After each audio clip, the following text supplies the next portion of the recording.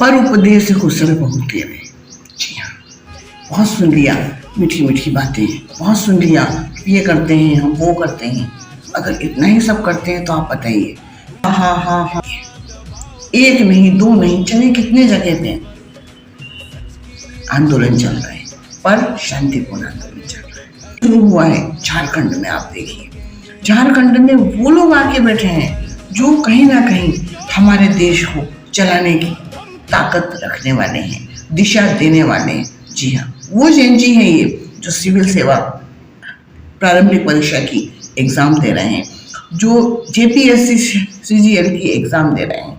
क्या शिकायत है उनकी, आप सुनेंगे तो आपके पैरों तरह से जमीन खसक जाएगी। जी हाँ, उनकी OMR सीट है उसी को बदल दिया गया है, क्योंकि हर पैसे वाला चाहता है, हर बड़ा अधिकारी चाहता है कि मेरा बच्चा मुझ जैसा बने या मुझसे भी अच्छा बने। योग्यता तो डाल नहीं पा रहे हैं, गिलास में खोल के तो किसी को पिएंगे नहीं।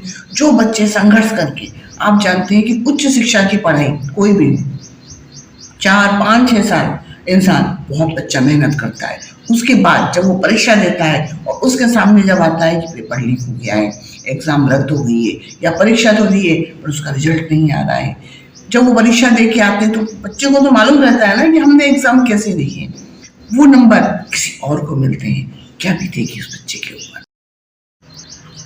क्या उसका वापस पढ़ने में मन लगेगा, क्या वो इस सिस्टम के ऊपर विश्वास करेगा। ज़्यादा से ज़्यादा क्या होता है, जो वहाँ का चेयरमैन रहता है उसका इस्तीफा ले लिया जाता है, कुछ लोगों को पकड़ के बंद कर दिया जाता है, थोड़े दिन के बाद छोड़ दिया जाता है। वो भी मुस्कुराते हुए समझते हैं कि ये सिस्टम अब एक तरह से देखा जाए तो हवा में घुल गया है। अब इसके लिए उचित कार्रवाई करना बहुत जरूरी है, क्योंकि जिस देश का युवा अपने देश के सिस्टम से नफरत करने लगे, तो आप ये सोचिएगा उस देश का क्या होगा, या उस देश को जिन्होंने आजाद किया था वो शहीद आपको देख के क्या बोलते होंगे। अब बेहद जरूरी मांग है, जो भी वरिष्ठ जन हैं जो ये समझते हैं कि हमारा देश के प्रति कुछ उत्तरदायित्व है, बच्चों के साथ मिलकर इस सिस्टम के खिलाफ लड़ाई लड़ना चाहिए। क्योंकि हम ये नहीं कह सकते हैं कि इस सिस्टम को काम करना नहीं आता है, क्योंकि चुनाव हर 5 साल में होते हैं, चुनाव सही समय पे होते हैं, सही समय पे रिजल्ट आता है और सही समय पर शपथ विधि होती है, सही समय पर वो जनप्रतिनिधि कुर्सी पे बैठ के फेविकोल जैसे चिपक जाते हैं। उनके साथ ये सब बातें क्यों नहीं होती है, बच्चा ये भी तो सोचता है ना, ये सब पेपर लीक और ये सब समस्याएं बच्चों के साथ ही क्यों होती है, क्योंकि वो इतने बड़े मगरमच्छ हो गए हैं कि वो अपने फायदे की हर चीज को करते हैं। अब जाग जाइए, अब जेनजी भी जाग गया है।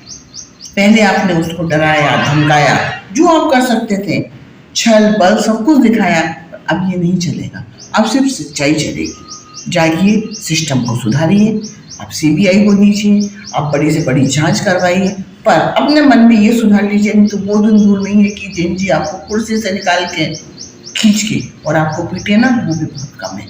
क्योंकि ये देश आपसे ज़्यादा उनका है जो उस लेवल पे आ रहे हैं, और इस देश को चलाने की जिम्मेदारी उनके ऊपर आएगी।